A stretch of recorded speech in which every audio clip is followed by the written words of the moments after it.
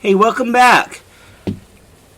Today I'm going to talk to you about Oedipus Rex. That's the title it was when I read it the first time back when I was 21 or 22. It was a long time ago. Or Oedipus the King, as the book's translation says.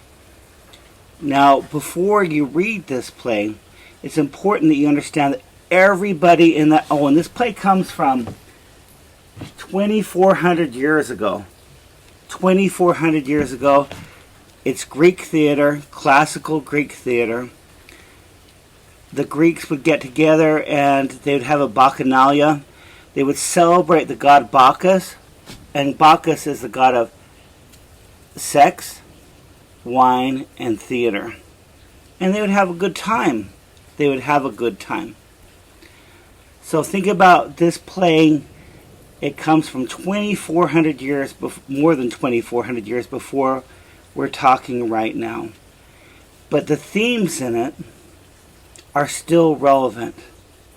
By the way, the only reason we have Greek theater in Western culture is because the Muslims saved transcripts of Greek plays. Because in the Roman Empire, once Christians took over Rome, they burned the libraries. They decided that there wasn't any knowledge that was important before Christian faith came into being, which, well, we can look at it. 429 before the Common Era. Jesus was born at 0 in the Common Era. So, and tradition holds that he died at 33. This is a work of art that existed more than 429 years before Jesus, before Christianity even started. And yet, it still is important. It still holds these ideas that make sense to us today. And that is how you can understand what a piece of literature is. Is it something like a pop song that's going to go out of style after the 1800th time it gets played? Or will it last through the centuries, one century after another after another? Now, before I start reading the text to you, I want to talk to you about the three unities.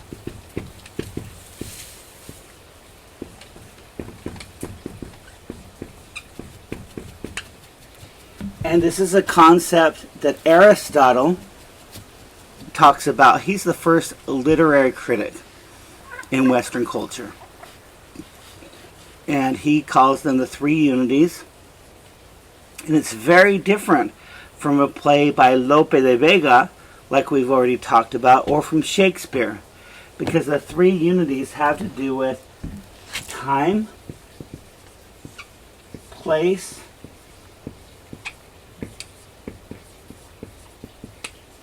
and action. What the Greeks meant by time is that the play had to take place at the most over 24 hours. You didn't cut to another scene or another location. You had to stay in the same place. And you didn't have subplots. Can you imagine NCI, whatever, blah, blah, blah it is, or any of your favorite TV shows without subplots? No, for the Greeks, pure art meant that you focused on one thing. And the one thing that's focused on here is our main character, Oedipus, and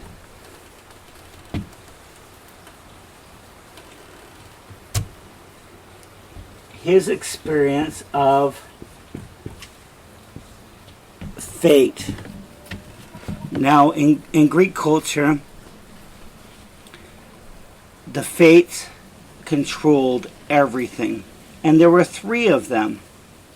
So it's a Grecian trinity. All three fates are women. And what these three women do is, and let me tell you their names first. One is named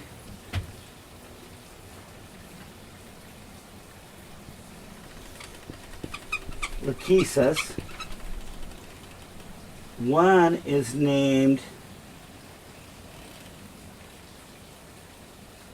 Laius.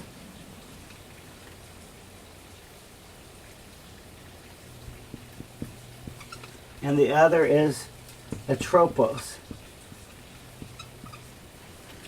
Lachesis was the person, and this is a metaphor for life, the person who says, how much are you given? How much? Why? Because I've made a mistake here. Why? Because Clothos would weave the fabric of our life. And once Clothos was done with the thread that Lachesis had given, and once Atropos cuts it off, we're dead. Now, one of the problems with fate, you'll hear the phrase even today, oh, it was blind fate. That's what happened. They share one eye, and so they're working on planning out human lives with only one eye. They're typically blind. Sometimes they lose the eye. I'm sure you've seen movies that depict that, like Hercules or Perseus, where the fates, they're blind, three sisters who are blind. And they make sure that our life is planned out. And so this play is struggling with a very important question.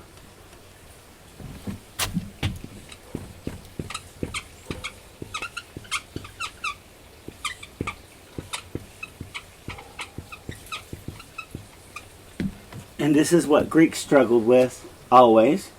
Are we free? Do we have free will?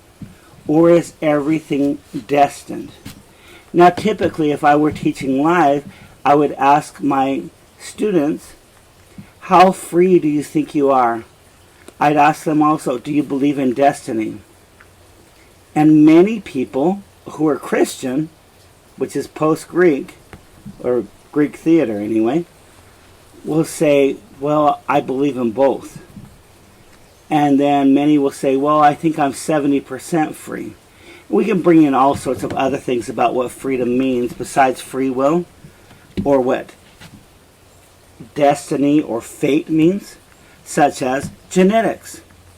Are you going to inherit something that makes you sick or something that makes you better? Is it going to be your environment that changes you? Are you going to be born into poverty? Are you going to be born into wealth? How free are you? And that is what this play is questioning.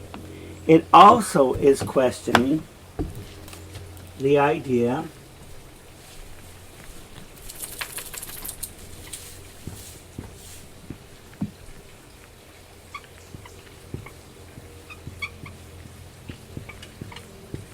why do we suffer?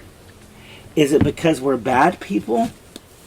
Or is it because the God, in Christianity, the one God, or in Judaism, the one God, or in Islam, the one God, or in the rest of human experience, the gods have something against us? Now, there is a book in the Old Testament that I would encourage all of you to read, because I actually believe it was performed probably 1,000 years before this play came out. And that play is Job. The Bible calls it the Book of Job.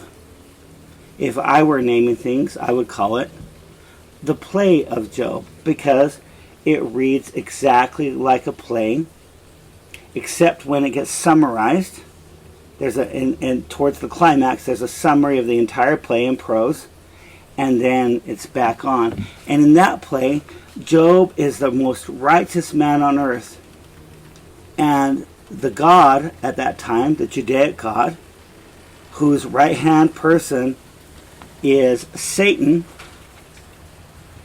Okay, so the God at that time in Judaic religion has a right-hand angel who is named Satan, and that means accuser.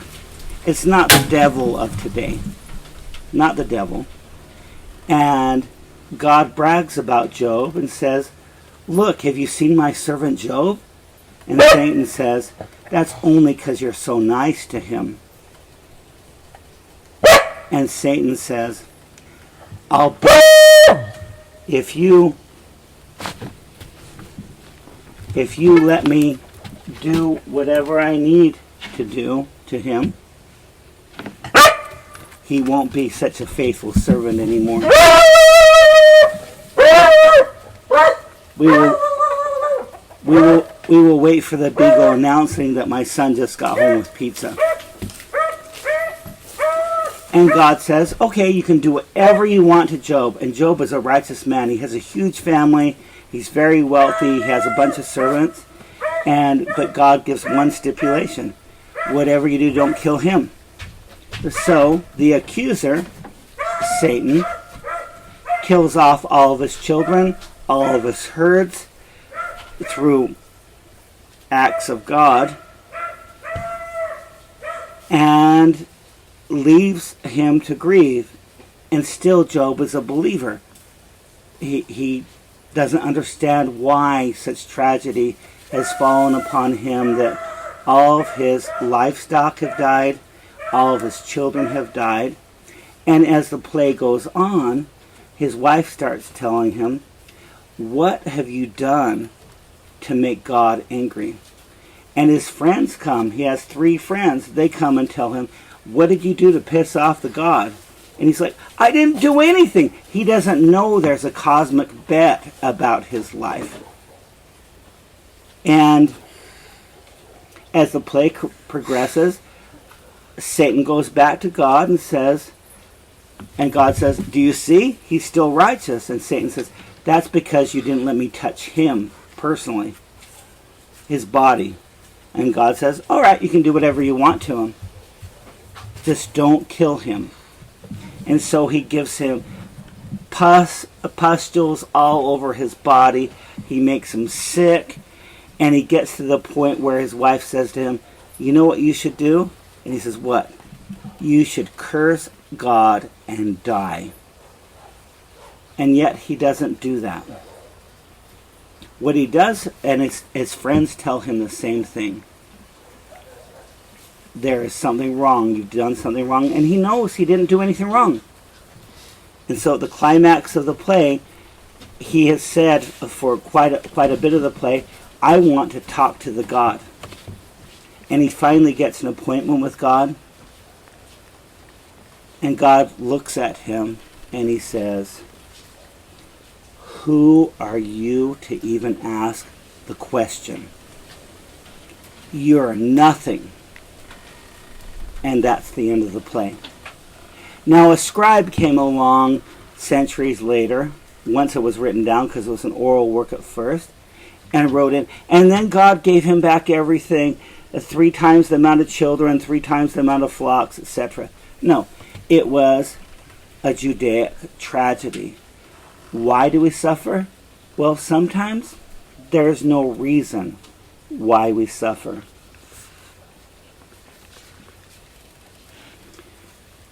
Now, in this play, as you read it,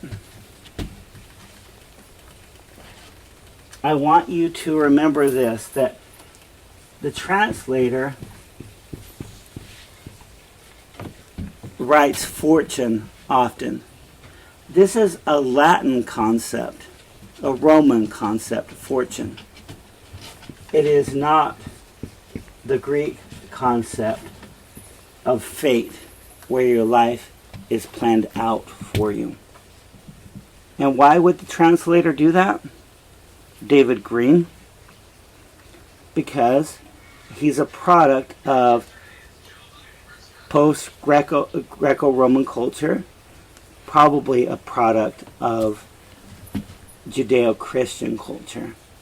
And for him, it's fortune. But these are two different concepts. Fate means planned, fortune means luck. And I'm telling you right here, the Greeks didn't believe in luck. They believed in fate. And Oedipus is not a lucky man. Now, let me tell you his story that everybody in the audience, when they showed up to watch this play by Sophocles, who is one of the greatest classical Greek playwrights, they already knew that this story.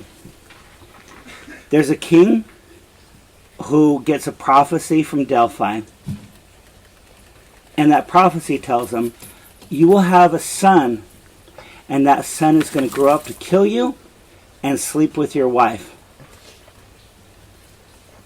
And being a king, he does not want that to happen. So this child is born, a son, and his wife suckles the child for a while. And because of this prophecy, he tells her, we have to expose this child. We have to get rid of it. And he cuts into his Achilles tendons in his feet, so he can't walk or get away. So he's a toddler.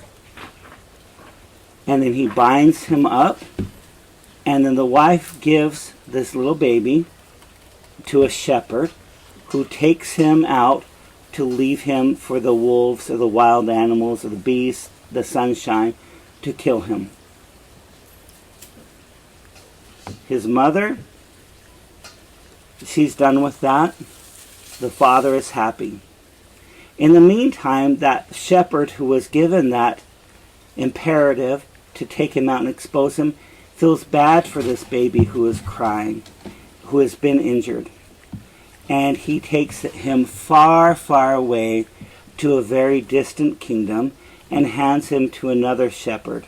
And they take out the pins that have been put into him.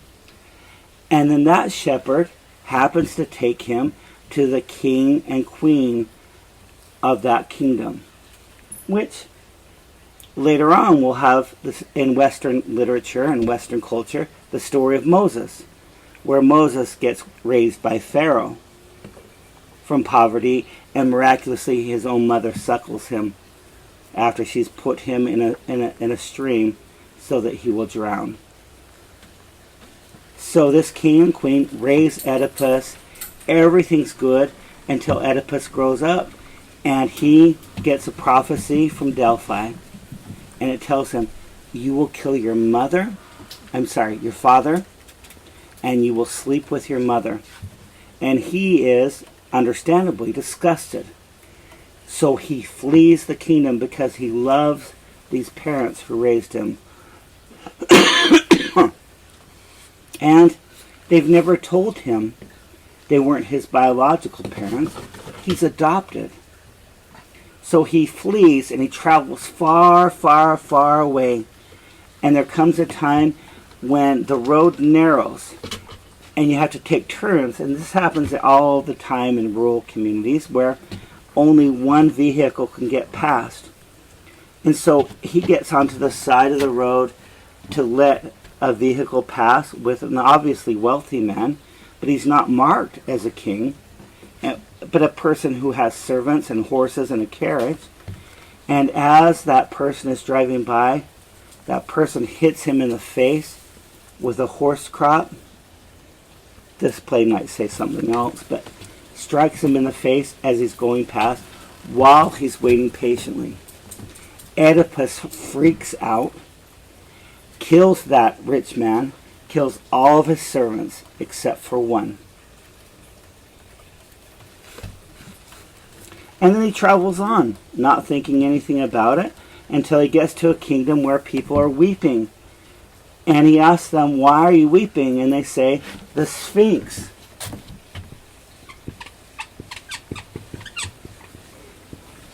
Which you can look at the Greek temple of the Sphinx and see a cat woman is a child gobbler. And she has said that she will keep gobbling their children forever until they solve her riddle. And this is her riddle. What walks on 4 feet in the morning, 2 feet in the afternoon, and 3 feet in the evening? Nobody has been able to solve this riddle. 4 feet, 2 feet, 3 feet. And Oedipus listens to it and says, oh, humans. Why? Because when we're babies, we crawl on our hands and legs. When we grow up, we walk on 2 feet.